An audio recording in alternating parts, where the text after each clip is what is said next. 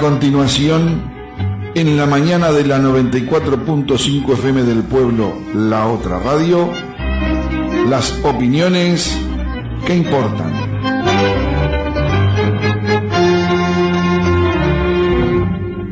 Los contenidos emitidos en este espacio no son responsabilidad de la emisora. En las opiniones que importan, contamos con la colaboración del doctor Rómulo Rodríguez Canzani, nacido en Mendoza, quinta sección, en el año 1935. Familia de origen netamente campesina, curso escuela rural, recibido de doctor en medicina en el año 1967. Tuvo militancia estudiantil y gremial universitaria. Integró el MLN, Movimiento de Liberación Nacional Tupamaros. Preso político hasta el año 1985. Reintegrado después de su liberación a los cargos obtenidos por concurso, militando hasta la fecha. En las opiniones que importan, Rómulo Rodríguez Canzani. Lunes y jueves, minutos después de las 10 de la mañana, por 94.5 FM del Pueblo, La Otra Radio.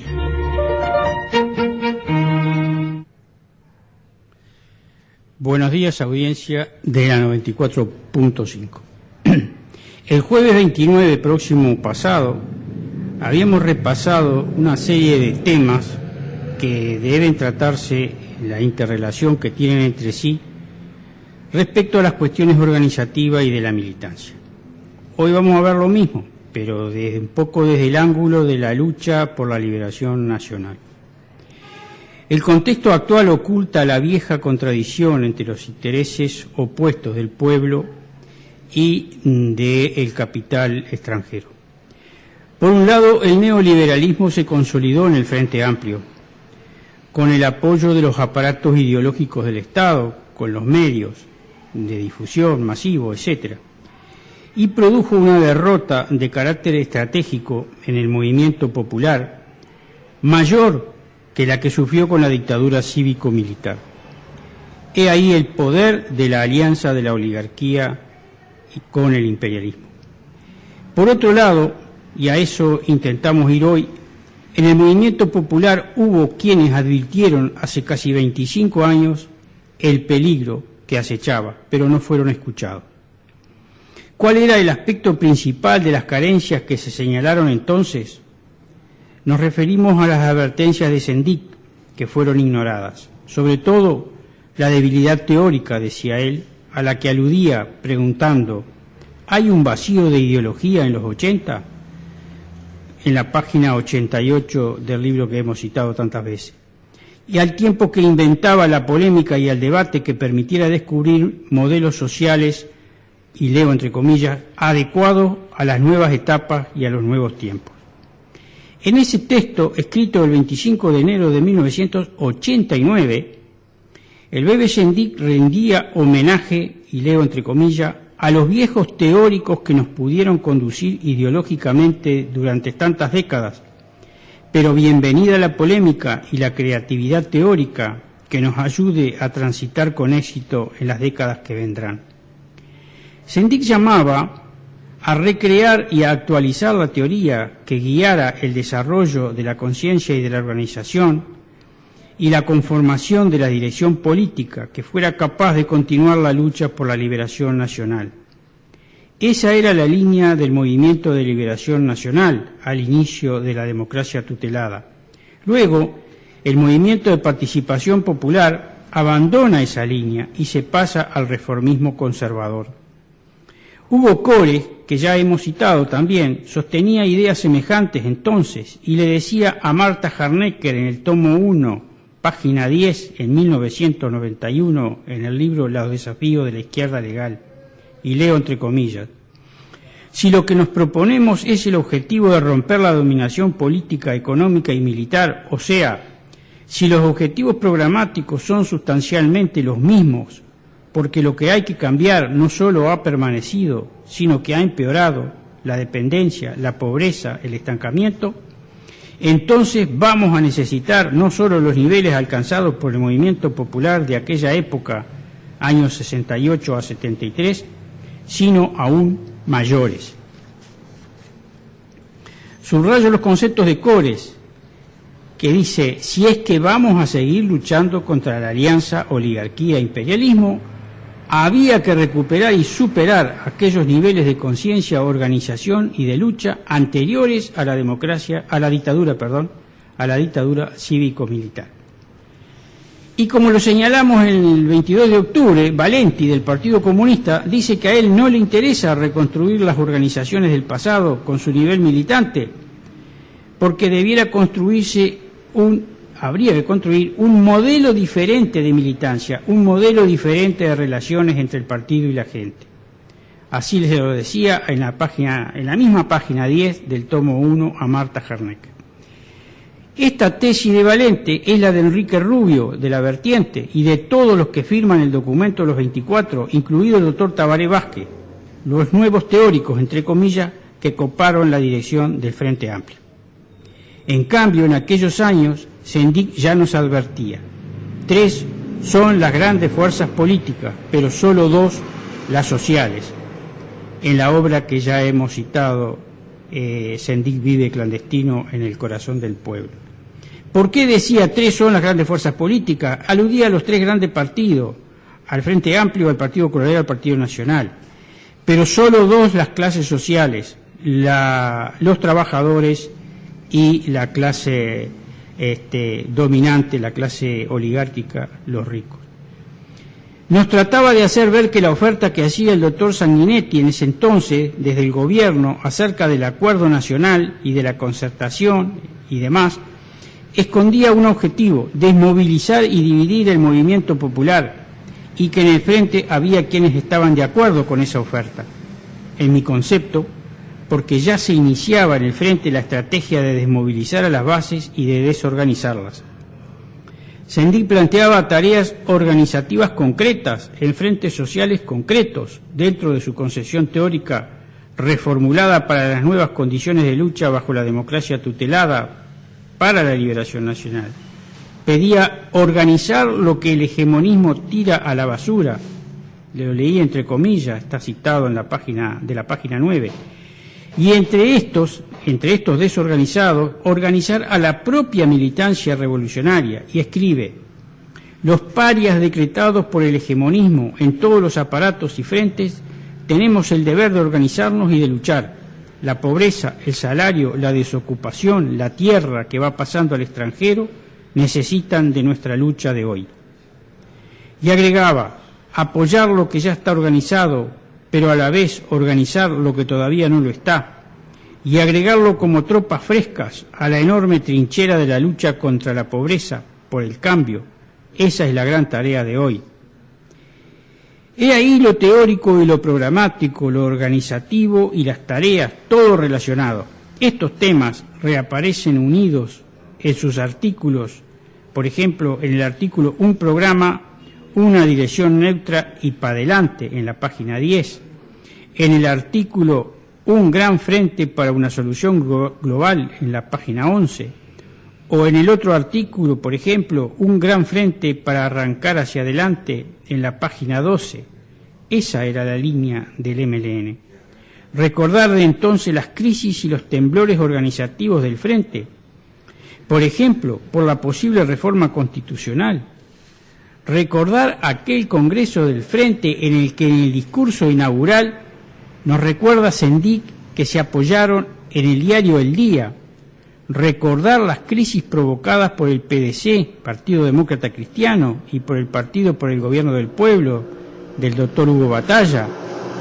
Y recordar el espanto que produjo la propuesta del Frente Grande del Movimiento de Liberación Nacional entre los sectores oportunistas del Frente. Personalmente creo que se asustaron de que fuera el preanuncio de un Frente de Liberación Nacional. Como se ve, hablamos de lo organizativo.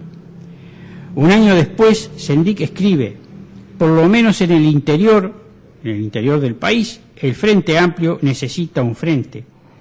Observación que tiene que ver con lo teórico, con el programa y con lo organizativo, y con la lucha por la tierra, agrego por mi parte. Organizar a los marginados, pide Sendic en la página 152 de su libro, y se refiere luego a la desocupación y a la delincuencia juvenil, desde el punto de vista revolucionario. En el artículo "También en Uruguay se está fabricando una delincuencia social", página 151. Del mismo modo se extienden los artículos, por ejemplo, En nombre de los ignorados, páginas 33 y 34, en junio de 1987. En fin, todo esto y mucho más que dijera el Bebe indicaba expresamente dónde trabajar con particular energía, creando condiciones subjetivas para la liberación nacional. Y al no prosperar estos planteos, no debe sorprender que hoy hayan 800.000 uruguayos con ingresos menores a 10.000 pesos, o que hayan decenas y decenas de miles en los cantegriles sobreviviendo, y que sean cada vez más los expulsados del campo, y lo mismo los jóvenes sin un futuro seguro. Y no debe sorprender tampoco que estén desorganizando, siendo precisamente los explotados. Ello deja expuesto el triunfo reformista conservador del progresismo y al mismo tiempo la derrota del movimiento popular.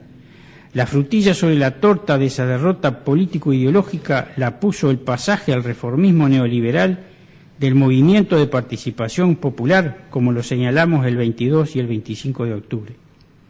Hoy por hoy, entonces, las cuestiones organizativas y de militancia son apreciadas de distinta manera según se enfoquen en los objetivos de la liberación nacional o del reformismo conservador neoliberal.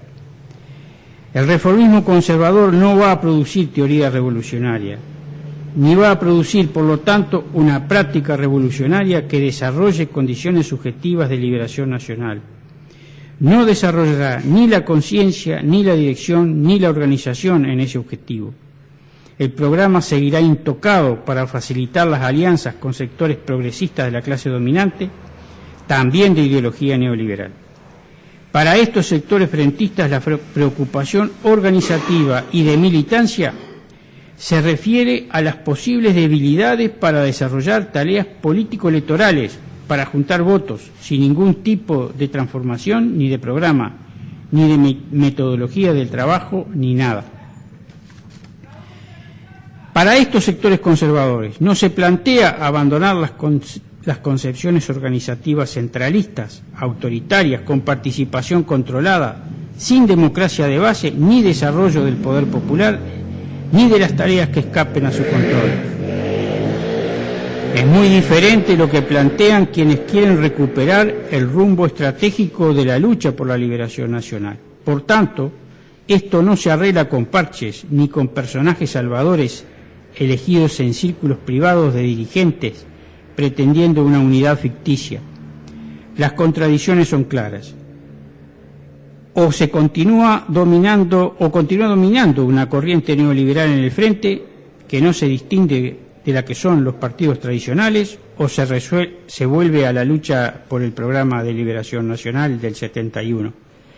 El contexto actual cambia en el marco de una grave crisis capitalista mundial de carácter político, económico, alimentario, energético y ecológico.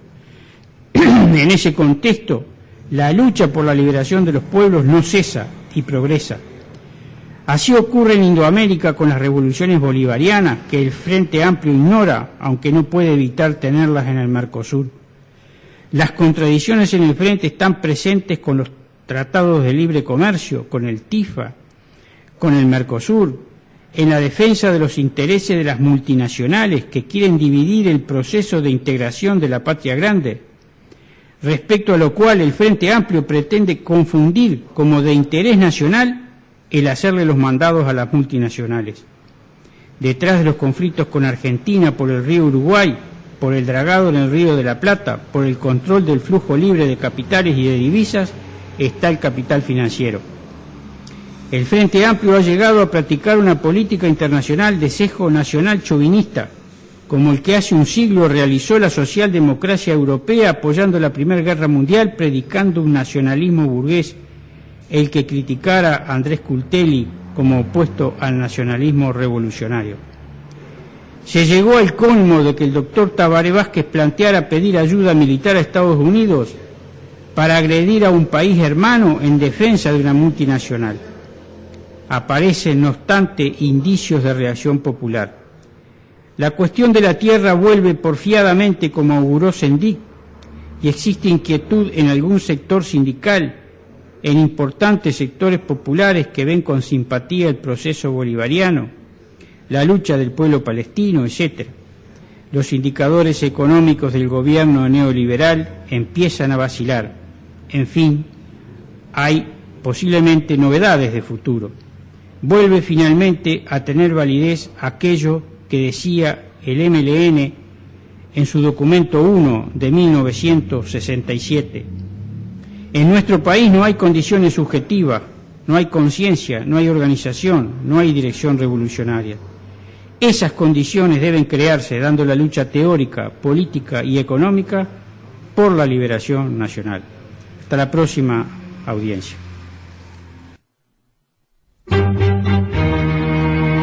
Esto fue Las opiniones que importan en la mañana de 94.5 FM del Pueblo, la otra radio.